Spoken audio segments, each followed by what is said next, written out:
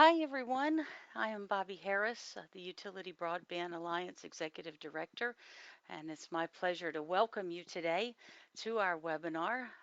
I'm not going to talk very long. Thankfully, I'm going to quickly turn it over to Steve Lowe from our sponsor, Ericsson. But I wanted to remind you all, you're all in listen only mode, but you do have the question box there on your tool. If you have questions as we go through, feel free to type those in. We'll try to save some time at the end of the webinar to get to your questions. If for some reason we run out of time and we don't get to your questions, we'll try to follow up with you later on. But in short order, Steve, let me turn it directly over to you, sir. All right, thanks, Bobby, and good afternoon, everyone. Thanks for joining us in our panel as we discuss the three core private LTE architectures options that utilities should consider. As Bobby said, I'm Steve Lowe. I'm our utility sales director for Ericsson, and I'm going to be the moderator of this panel. And joining me is Joe Malott from Evergy, David Woodham, and Tom Beddix from Southern Linc.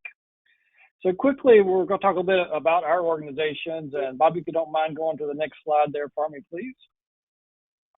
So for those of you not familiar with Ericsson, just want to share a few things that is of note of us. One is Ericsson is recognized as the global leader in the 3GPP RAN across the four key focus areas that you can see there on the left-hand side of the slide.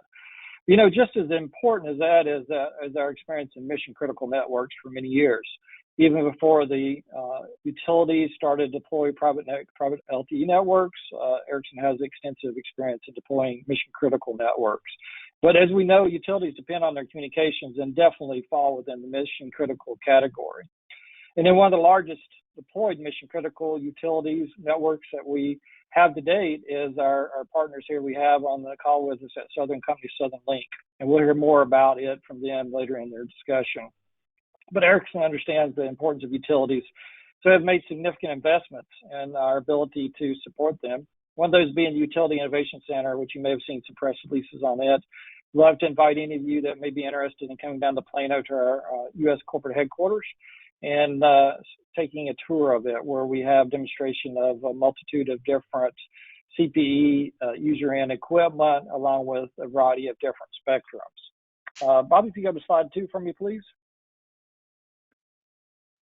As we discuss three options for the deployment of LTE core, let's remember that what are the key drivers which are pushing utilities to deploy LTE.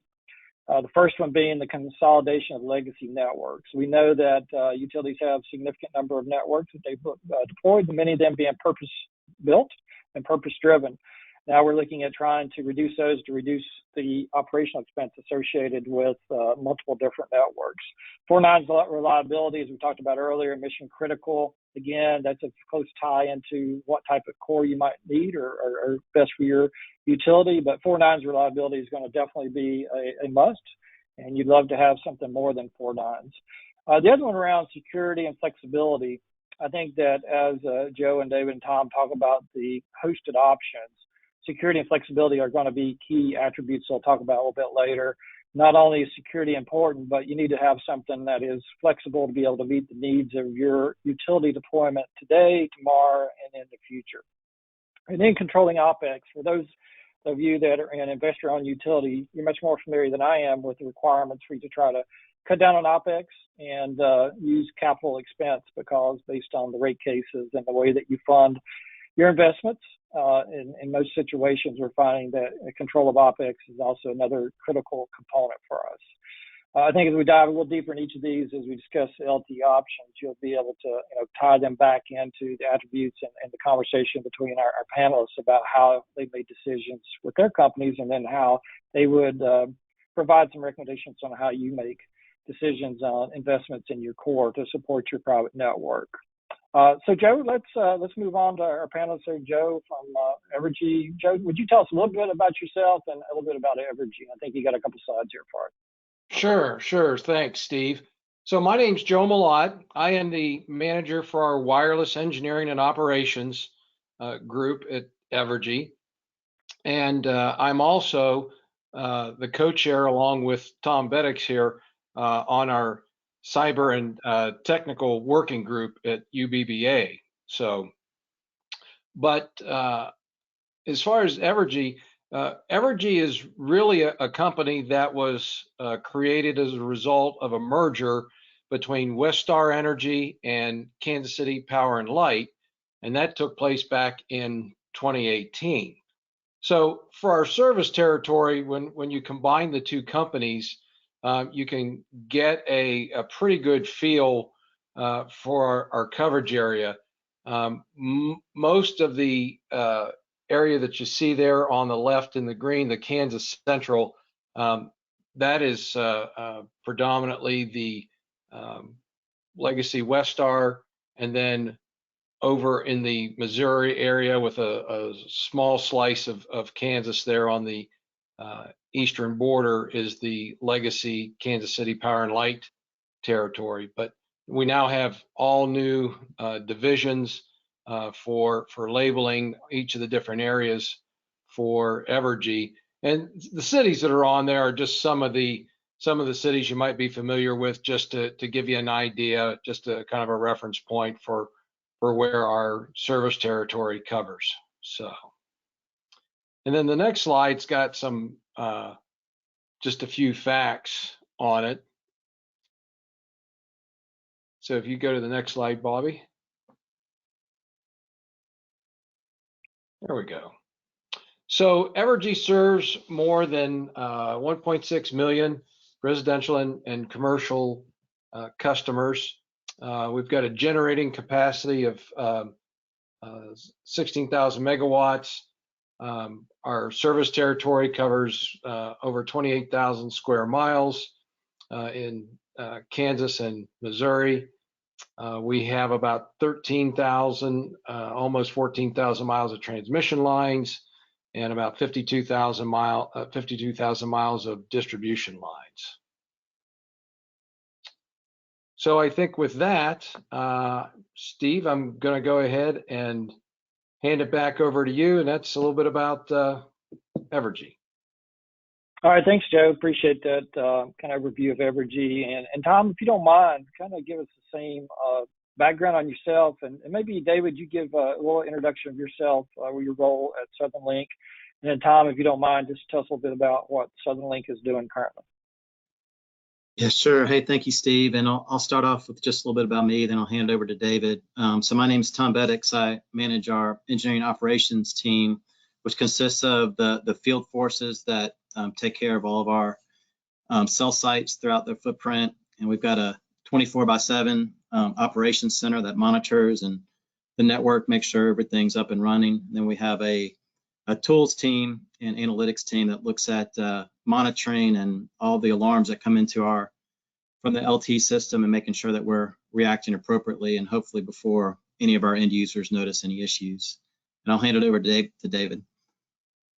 Yeah, thanks, Tom. Yeah, Tom and I work really close, and as Tom is on the operations side and more on the engineering side. So just like we had splits there in operations, we've got a core engineering group within an engineering organization, a RAN design group, an optimization group to make sure that the design is working properly, and then a product engineering group, which is all of the end user devices and fixed devices that would be out there to help run the electric grid. So 4 main divisions in our engineering group that run through engineering. Take it over. Yeah, thanks, David. And Bobby, I'm gonna go through these slides pretty quickly, so be ready with your pointer. But yeah, so Southern Company is a large utility, but we're really focused in the southeast footprint is where we have our LTE services. And this kind of gives you a little bit of a visual of where we are throughout Georgia, Alabama, southeast Mississippi, and northwest Florida today. You can go to the next slide. We've got about 1,300 cell sites. And the reason we built our network was to really reliability was a big deal, providing, services in the worst of times. So, when most other commercial systems are clogged up during disasters with everybody trying to call everyone else, or during special events when everybody's, watching ESPN or YouTube, we wanted to have our own network to make sure, our fixed data, our SCADA devices could work, as well as our voice communications was really critical. So we run push to talk and VoLTE over our LTE network also. This is just a quick slide showing our operations center. It's 24/7. This is located in Birmingham. We monitor our network 24/7 at this facility. If you go to the next slide, this is just next slide is just a picture of our EPC in Birmingham. We've also got one in Atlanta. So we've got dual packet cores, really for disaster. If something happened to one of the data centers, the other could fully operate the network. So, really we've built a lot of redundancies into our network to make sure we're up and running during the worst of times. You go to the next slide, Bobby. And just wanted to point out, when we started looking at LTE back in 2013, we did the business case. I'm not going to go over all these, but there's voice, fixed data, and mobile computing use cases. But the ones with the asterisks were the ones that we did our business case on. What we found is once we launched our LTE services in 2018, Southern Company really adopted the technology, and we've gotten far more use cases than were initially anticipated. So it's really been a huge success with our company, and it's growing every day with new uses and additional use cases. You can go to the next slide. I think that's it for me on the introduction. All right. Thanks, Tom, David, for sharing that with us. And Joe, you mentioned back in your introduction that you are chairman of the UBVA Cloud Working Group. As I know, I was on that working team with you, and Tom and I were. And you led us on a development of a white paper about our core options. Could you share a little bit about how the paper was structured? Maybe who would be the best audience to get a copy of it? And then when and how will they be able to get a copy? Sure, absolutely. So the paper was one of the objectives that the group decided that they wanted to take on because they felt that it was a pretty important topic. It had come up in a lot of discussions. And so we felt that it would be a good topic to talk about the different types of cloud hosting or core hosting, whether it be remote or be on premise. And so we decided that what we would want to do is think about all the different attributes that would be important in trying to make a decision on which route do you go.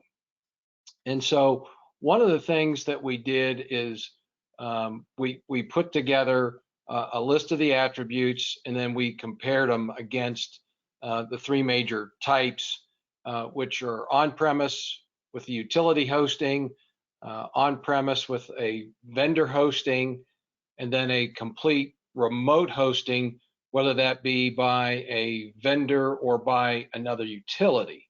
So we felt those were the three biggest options, and there may be some other slight deviations or flavors of that, but those were the three main options that we felt that were out there and readily available for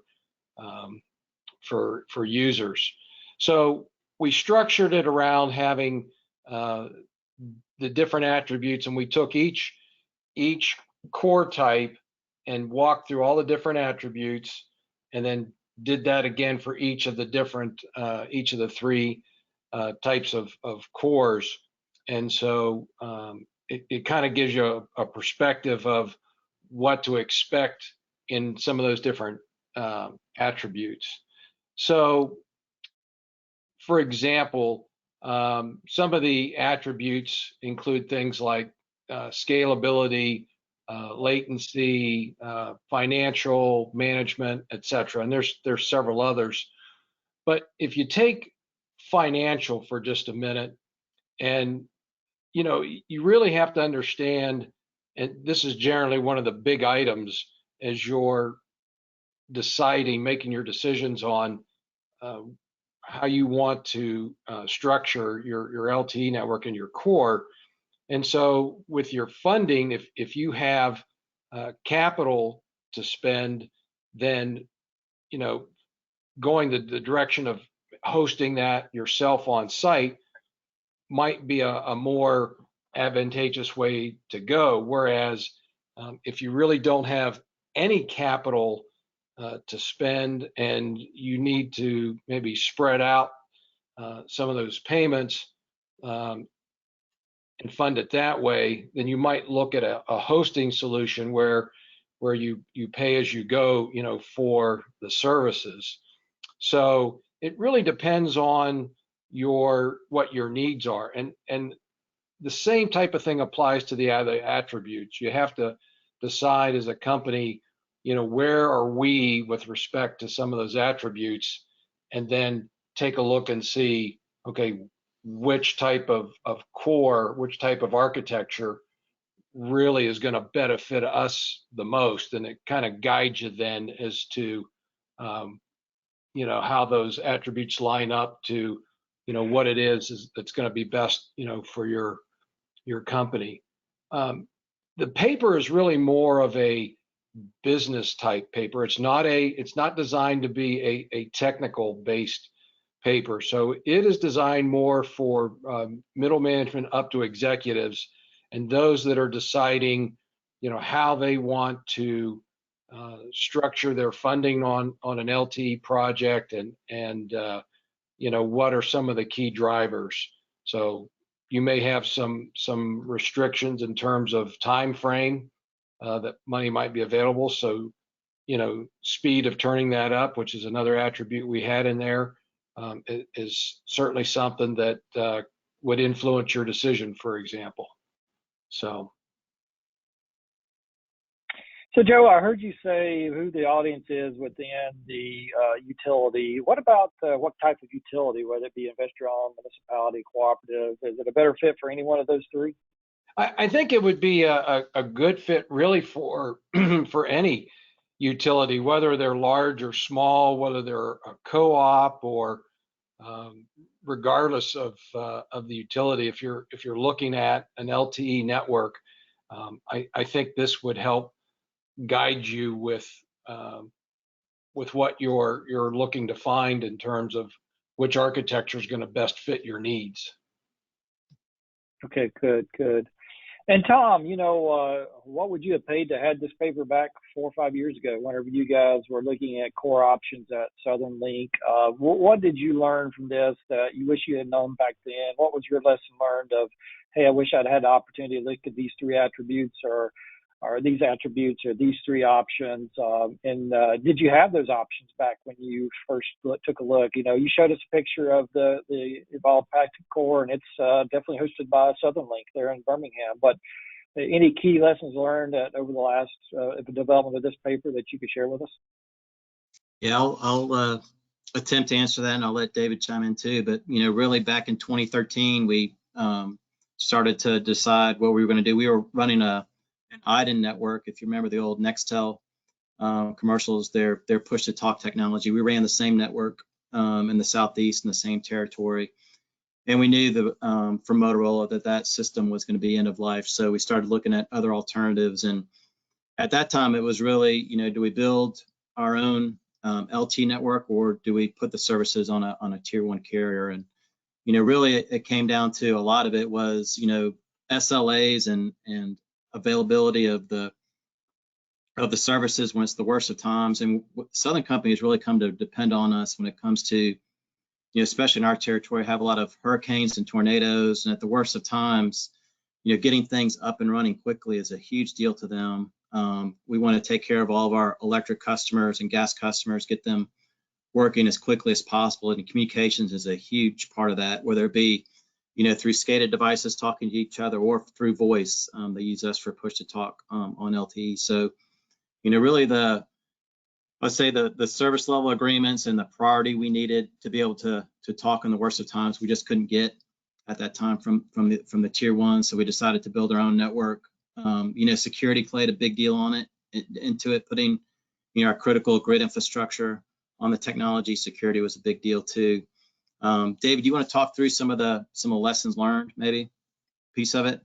Yeah, I'll hit a couple real quick, Tom. I mean, you really started to get into one, and it's if you're running this thing yourself, the knowledge level of your staffing, that's a really big deal.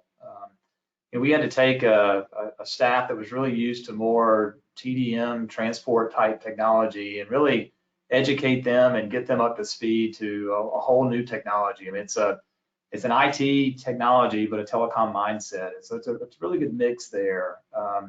And so I guess the lesson learned for me is make sure you spend adequate time training your employees. And if you're going to build and operate, whether it's hosted or you're running it yourself, the staffing piece is a really, really big deal. All right, thanks, David. Thanks, Tom. And David, let's just go down a little bit deeper into that conversation about, and for those of you on the call that are not familiar with my background, I've either been working for or selling into a utility for 30 plus years. And during that time, it's been obvious that utilities are risk adverse, and risk averse means a lot of different things. But I think consideration of cybersecurity is the topic right now that's coming up most often. And cloud-based solutions, maybe 10 years ago, would not have been considered at a utility. David, what's changed that now you would consider cloud-based being a secure environment for you? Yeah, Steve, you said it. I mean, there's a lot of factors at play when you think about cloud. And if I go back to, as Tom was mentioning, the 2012, 2013 timeframe, when we were really doing the design and figuring out how we were going to build this network, cloud was really a dirty word. It wasn't something that utilities like to talk about. It was, I think it was fairly new, and utilities were still trying to get their hands around it. But it really, over the past few years, we've started to see a mindset change. And that shifted maybe from a mindset of distrust to now almost to the point of cloud first mentality. How can we use the cloud? So it's been interesting to watch that. You see that a lot in the IT side of things. If you think about Office 365 and all the IT infrastructure that's out there, but really starting to see that take grip and hold on the OT side of the business too. If you implement the cloud properly, there's an opportunity to really gain some resiliency, reduce the pain points, if you will, for software updates and outages. And you talked about the reliability of networks and that 4.9 goal, and really higher than that. I think if done right, the cloud really gives you an opportunity to get there. Really thinking about the cloud differently. Historically, there's been accounting challenges with the cloud. We talked about that briefly, Steve, as we were introducing things. And as the utilities get more comfortable with that and come up with ways to account for that properly, I think that's going to make the cloud a bit more palatable too. And then from a cybersecurity standpoint, I think you've got to be careful not to believe that cloud is inherently any more or less secure than any other solution. It's just a solution, right? And the key is making sure you understand the unique security requirements, application use cases, and design a solution that fits those needs. And things like firewalls and network connectivity, load balancing, identity controls, they're all very different in the cloud. And it's, if you've got a team that's really used to dealing with those on an on-premise solution, it's very, very different in the cloud. So not things that can't be overcome, but just some points to look out for. So cloud, I think, is a great solution, something we're certainly keeping our eye on, and cybersecurity is a big piece of that. All right, thanks. Thank you, David. So we've heard from David and Tom talk about their core and how they've deployed it as premise-based and how they've had it up and running for a period of time now. Joe, let's jump over to you. And I think you've got one of your 2 cores deployed. Is that right? So you're halfway through the deployment. And so tell us a little bit about, is there anything that you may have learned during that first deployment you could do different in the second one, or anything that you'd like to share about the deployment of those cores? As far as the cores themselves are concerned, I would say it is really important to have that coordination across all departments within your utility, whether it's your network folks, your information security folks, whether it's your technicians, and getting everybody involved. I think in the ground floor of launching that project really will help alleviate a lot of issues. Not that you always still find something, right? But that upfront collaboration, I think, is very crucial, especially when you're working with your vendor in terms of finding issues and so forth up front. from a broader perspective, we're still very early, in our stages. I mean, we've only launched just a couple of tower sites at this point, and working on some others. But I would say one is to make sure that you have your use cases pretty much thought out, and I would do a pretty exhaustive survey across your company for all the different possible types of use cases. Tom had a good slide up earlier about all the different use cases that they dealt with, and so we kind of found the same thing, and there were some things that we didn't even um, initially even consider, things like street lights or electric charging facilities and et cetera. So I would make sure that you've done your homework as far as use cases. The other thing I think that is becoming extremely important is that make sure that you sit down and have a long chat with your finance folks and understand, how the rules work in terms of what can be capitalized and what can't be capitalized, because all of us in the utility world are very tight when it comes to to O&M, and so um, making sure that you understand and you're in lockstep with your finance folks on what you can do to capitalize and what you can't do, I think is very crucial, and it will also help guide you as to what the right architecture is going to be for your company, and uh, what your limitations are as you deploy your project, and where you need to focus. So. Very good. Thanks, Joe. Tom, I know that we've talked about, we saw the picture of your core on-premise, but my understanding is that Southern Linc is looking at providing a cloud-based solution for other utilities that might be interested in deploying LTE. Kind of give me a little bit of idea what Southern Linc is doing there. Can you share a little bit about what they're trying to support some other utilities with their LTE networks? Yeah, sure. And I'll let David chime in. But, when we look at, David mentioned, implementing our core and our LTE network, having the right expertise was a big deal. And so, we feel like, especially by this time, we've been operating this network for a long time, we've got that expertise to really run a world-class LTE network. And so there's lots of utilities that are, especially smaller ones, that may not have the capital or the money to build out their own LTE core, or due to time constraints, maybe they need to get something up and running really quickly. A hosted solution like connecting to our core is a possibility to get you up and running quickly. Also can obviously save you capital money in terms of your implementation. So depending on the use cases that you're looking at in your financial situation, we think it could be a really good fit. We know from being Southern Company, we know the utility mindset, we know the reliability, the availability, the security requirements that other utilities going to have. I mean, we can speak that language, so we think we're just a good fit for some use cases. And David, I'll hand it on to you to add anything to that. And Tom, I don't know that I've got a whole lot more to add. I think you said it well. We've been there, we've been doing it for a bit, and I think we've got the capacity and that knowledge and skill set we talked about to really help others get there quickly if needed, whether it's a transition plan or whether it's something permanent. We think there's something to offer there.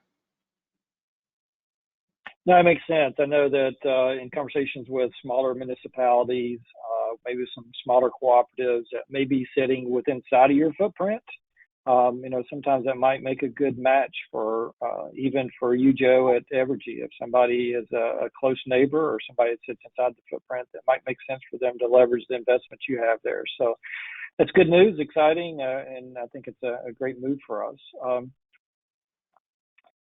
So, Bobby, I want to pause this for a second and see if we've got questions from our attendees. Are you getting any questions? If not, let's see what we've. Do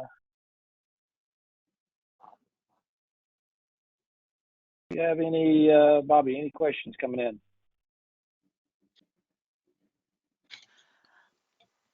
Yeah, let's go ahead and talk about the three models, and then we'll Okay, go into the we can do that. questions at the end. We Uh, are beginning to get them. I'm okay. trying to gather them. I'm sorry. Trying to gather Oh, them good, all up good. and put them in a paper. Sorry about that. Okay, good, good. Well, that's fine. I'm glad we're getting some questions. I just didn't want our audience not to know we're expecting them to submit some questions, and we're open to answering any of those that we have time to. But before we get into three models, I would like to, Joe, jump into the slide on the attributes, because I think it's a good something we can share with our audience and others who might be interested. Just for a brief minute, if you don't mind, Bobby, go to the next slide and let Joe talk Sure. about this development of the attributes.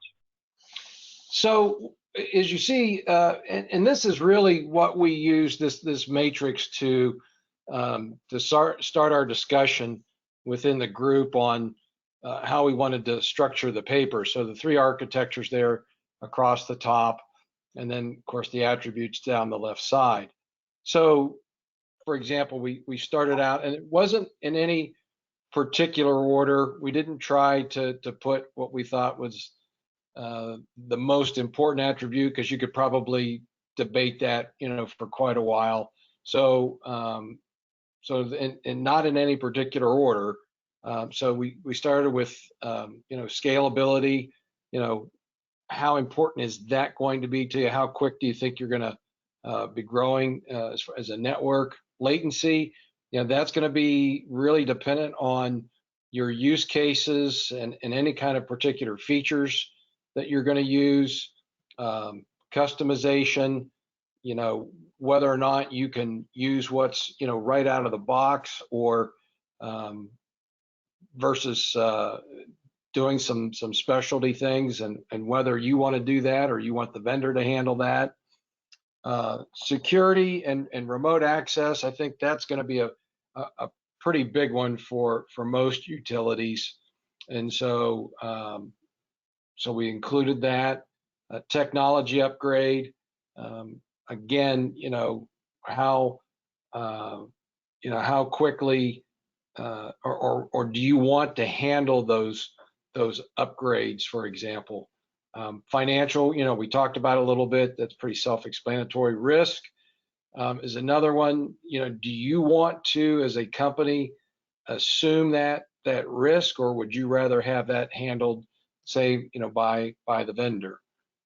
Management, I know Tom talked to this a little bit earlier, and David may have touched on it, but do you have the resources to build and manage an LTE network? And do you need those resources, say, from a company that could do the hosting, for example? Redundancy, you may not be geographically spread out to have quite the redundancy that you'd like to have, whereas a vendor that hosts may have a much more diverse set of data centers to do hosting for you. Product availability, it again depends on what RAN equipment you want to use, and whether it's compatible with the particular core that you're after. And there are different flavors of cores, and that varies out in the market depending on manufacturer. Speed to turn up, we touched on that. If you're looking to stand a network up pretty quickly, that's where hosting can come in, and I think help stand the system up a lot quicker. Space, just the fact that if you have data centers and you got plenty of room, then that's fantastic. But not everybody does. And then outages, how much control do you need to have over those outages, whether it's for any kind of an upgrade or any kind of routine maintenance, and whether or not you want to control that, versus having the vendor control that. And then also response time to outages of the system. And are you able to respond quickly, or can you trust a vendor to handle those types of outages and do it as quickly and respond the way you need them to? So obviously this is not every attribute that there is, but we felt that these were the most important ones to put in the paper, and so that's what we spent our time on. So that's kind of a wrap up, an overview, if you will, of the attributes, Steve. All right, thanks, Joe. Now, I haven't seen the final, but this will be in the final copy, right, that people have for use if they desire to try to do it from their perspectives. Yes, we are working on the paper itself is written, and now it's a matter of getting all the formatting done and just getting it ready to actually publish. So we think that should be ready in the next few weeks, and Bobby can share more about how to get access to it. But it will be posted, of course, on the UBBA website. But as far as any other copies ahead of that, Bobby can talk to that later. Okay, good. And I think we've covered the three models through our conversations, but if other people are like me, I sometimes need to see a diagram of what those three models look like. So Dave, would you mind, we got about 5 minutes, we could kind of run through these. If you kind of just point out how they're diagrammed here. Again, this is not a technical document, it's a business document. So that's the way we'll look at it here. Yeah, sure, Steve. Thanks. And as Joe laid out, the paper does a really good job of going through these and laying out kind of the main use cases and the pros and cons. So we won't go through all of that, but the truth is, before we get into them, while we've outlined three main architectures here, there's really, I don't want to say an infinite number, but there's a lot of different variants of this, and so they can be customized to meet your individual needs, and small components can be shifted here and there and make it look a little bit different, but really meet a customer's needs. So, but we think from an architecture standpoint, these are three pretty good baselines.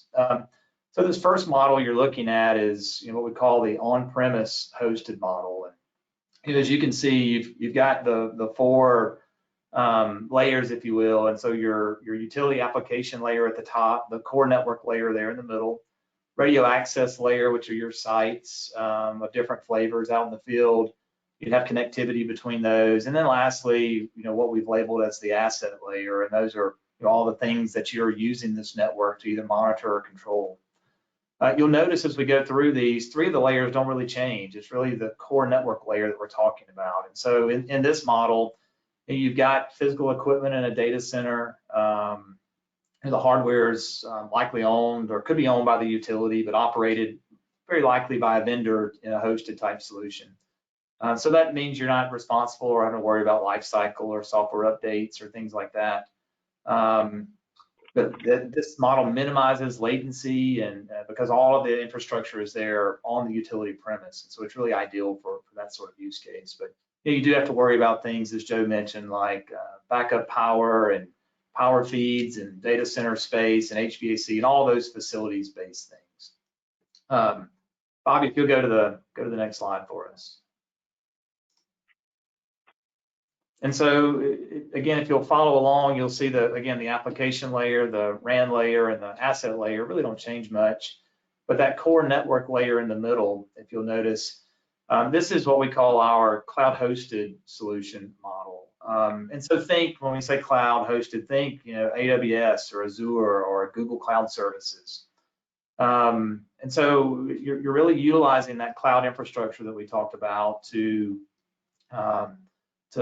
be the underlying infrastructure for the core. And so there's no more dedicated telecom type equipment. It's all resident there in a cloud. And so some of your focus shifts from managing physical hardware more to now managing the cloud. And so still a lot of the same aspects, depending on where this cloud is physically located and how far it is from your application layer and your RAN layer.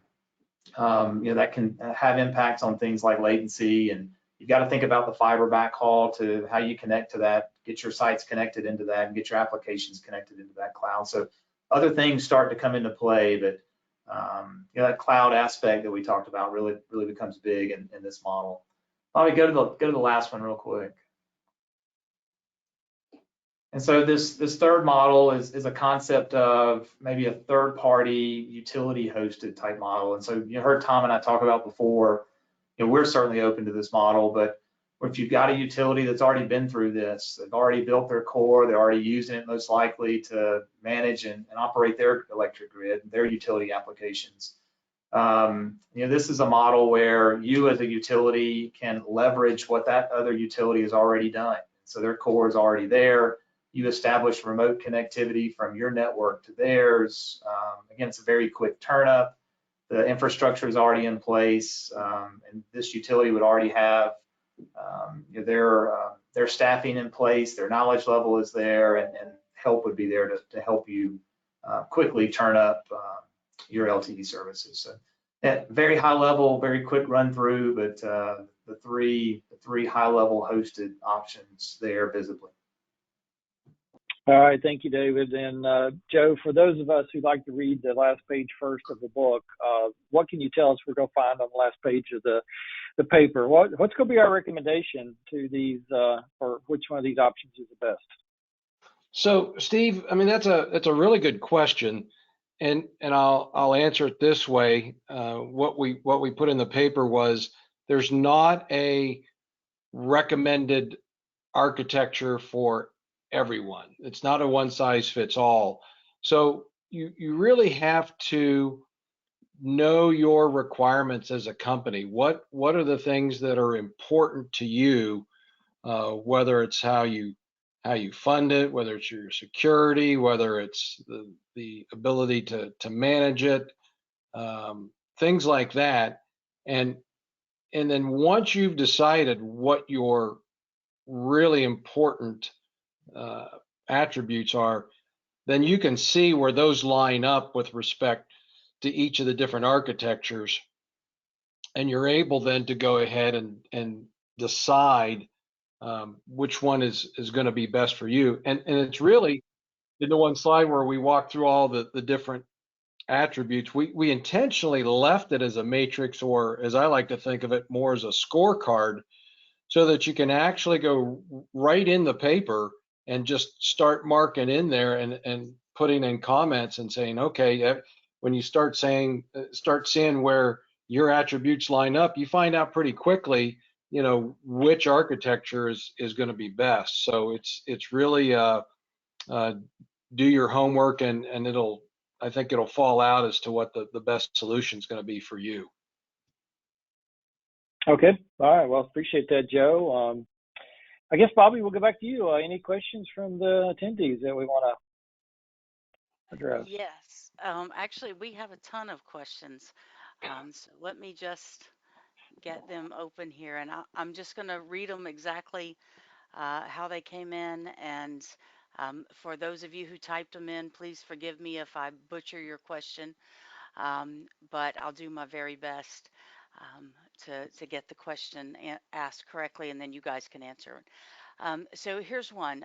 Under what conditions would on-premise vendor-hosted deployment be preferred over the other two deployment options?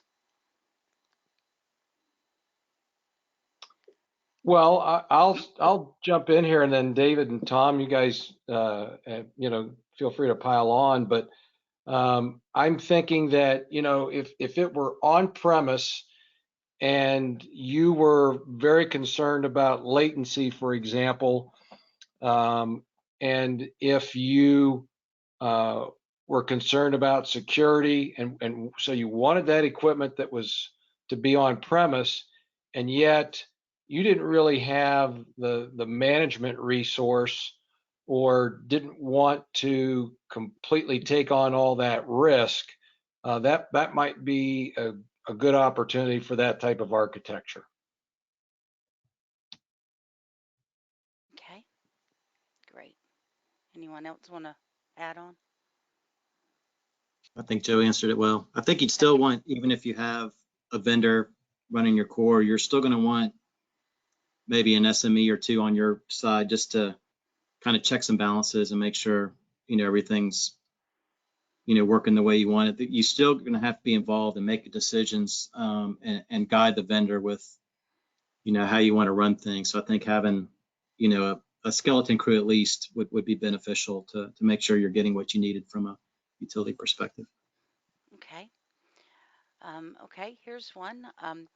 Are there industry standards that our listeners should be aware of with respect to the three different private LTE types, especially when it comes to security? Any industry standards, particularly around security? Sorry, Bobby, I'm not aware of any specific industry standards, but there's certainly some best practices out there. Yeah, I think you've got all of your 3GPP standards you'd want to make sure you adhere to, but then I think it's more about just working with your cybersecurity team, understanding your company security policies, and then just getting everyone comfortable with how you are securing the data. I think there's many different ways to do it. And unfortunately, I don't think there's a standard out there, but several different ways to manage it. okay, thank you. And again, for all of you typing in your questions, I'm sorry if I butcher them. Okay, next question. Yeah, we're still good. Uh, what use cases led you all to look beyond an off-the-shelf solution? Was there anything that you needed to be addressed or developed? I don't think there really was, from an Evergy perspective, that we had to do anything custom tailored or anything like that. I don't know, Tom or David. What about you? David, I'll let you comment. I mean, the thing that comes to my mind that we've had to maybe customize or make work for us is push to talk from a voice perspective. So our distribution, transmission, generation crews, we've got radios, handheld radios that they can use to push to talk to their dispatchers and making sure their work orders and for safety reasons and other things they can communicate well. And although we used vendor solutions for push to talk, we had to do a lot of, customizations to really make it work for our use cases for push to talk. Originally we used IDEN and our customers were really used to IDEN. When I say our customers, our transmission distribution crews are used to IDEN and the way it worked. And so we really tried to duplicate the user friendliness and the instant communication, user friendliness, and the very short latency that they expected with push to talk. So although it's kind of maybe off the shelf, we'd had to do a lot of customizations to get it to work the way we wanted it to. David, anything to add? No, along the same lines, Tom, I was thinking the same thing. We implemented a technology called Enbms, which is really just a way to broadcast out the same content to a lot of folks. And so if you think about that push to talk case, where you've got a lot of users wanting to receive the same voice, we can use that broadcast or multicast type approach and deliver that content or that voice to them. And so there was maybe some development and optimization around that, a bit unique. And so the mobility piece of things certainly brings in some opportunities for customization, but otherwise, I agree. Most of the use cases I think fit LTE quite well. Okay. So here's another question. How are you ensuring the network isn't oversold on subscribers? Or how do you add capacity when subscribers exceed capacity? I know we haven't reached that yet, so Tom or David, you're closer to that than I am. Tom, I'll take a stab. Feel free to chime in. I think on LTE, the core capacity, you've got to watch your capacity on your core. I mean, it's going to be designed to whatever your initial use cases are, plus some headroom. And so there's some scaling that you'll have to manage there, both kind of vertically and horizontally. But out in the RAN might be the bigger capacity challenges, and so it's really adding additional sites. If you get particular sites that get really heavily congested, adding additional sites, I think, are one of your tools in your toolbox. And then the other thing we use is quality of service, and so we can categorize different types of traffic. And so if there are those times of congestion, the traffic we've categorized as important, think things like SCADA and real-time applications like voice and PTT, those would continue to get through, and things that aren't as important like videos and email traffic and training videos or remote worker access, things you might deem less important, you can prioritize those lower. And so from that perspective, you can segment your traffic and help from a capacity standpoint. But Tom, anything to add? No, I think you hit pretty well. Okay.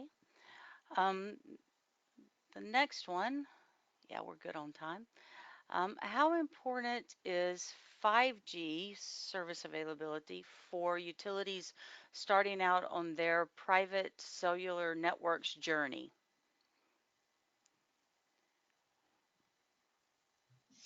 We thought we might get this question. I mean, the big thing with 5G is probably going to be, your spectrum. Do you have the spectrum to be able to deploy 5G? I mean, with Southern Linc and Southern Company, all of our use cases that we've had have worked great over LTE, and we really haven't hit, David was talking through capacity. We really haven't hit those capacity needs. Now we are looking to, 5G, and we're keeping our options open, and eventually we'll likely migrate to 5G. But right now, all of the utility use cases we have run great over LTE. One of the things we've learned is we were, David mentioned, push to talk and Enbms. I mean, we were a trailblazer on a few things with LTE, and it's painful when you're the first or one of the first to go through it. And 5G is being deployed worldwide. I'm not saying it's brand spanking new, but it's still new, and there's a ton of growing pains as new technologies are rolled out. The nice thing about LTE to me, especially now, is it's reliable. We've proven it works on all the use cases we have that are mission critical with Southern Company, and it's extremely reliable. So that's a big deal, and I think that's what utilities are looking for, is something they can deploy. It's going to be dependable for a long time, and it's going to work, and they're not going to be maybe on the leading edge and having to deal with issues and things like that. And David, you want to add anything to that on 5G? No, I'd just say, I think sometimes the 5G thing is a bit of a misnomer. 5G by itself gives you a little bit, but it's really the access to additional spectrum, as you mentioned, Tom. It's the big gain. And so if you don't have, a lot of spectrum sitting there, 5G might get you an icon on a phone, or you can say you've got 5G, but I don't know how much it's really buying you from a utility perspective. Okay. And here's one. Will Enbms be used in LTE utility networks? David mentioned. David. Yeah, no, go ahead, Tom. You got it. Sorry, we use it for push to talk. So, think of it like on a group call where you've got one person talking, but you want a whole group to be able to listen. And if that group's distributed, across a wide area, that's not a big deal. But when you have them concentrated, so you think like maybe a tornado scenario where you've got maybe a lot of electric utility folks in a small area trying to restore services. That's where Enbms can become a big deal. So you're multicasting the voice that's being used, that's being dispatched, to whether it's for a safety issue or for crews to go to a certain area. So, it's a one-to-many, and you're really utilizing your resources a whole lot more efficiently with the Enbms. That's the area we've looked at it. A lot of the tier ones are using Enbms for video. So you can maybe foresee, like if you're trying to broadcast training videos or something else where you want, something, broadcast where many people can see it, maybe in a conference room, Enbms could be a win. Our big thing has been with push-to-talk, so the one-to-many in a small area is the biggest use case we've seen for Enbms. David, are there any others that we've heard of, any other use cases for Enbms for utilities? Tom, I think we've sat around a whiteboard and tried to dream up things. You can imagine potentially pushing firmware updates out to devices. Maybe that's a use case for Enbms, but now you hit it. I mean, right now, Southern Link's use of it anyway is really for PTT, but I'm sure, as time goes on, we'll continue to find new ways to use it.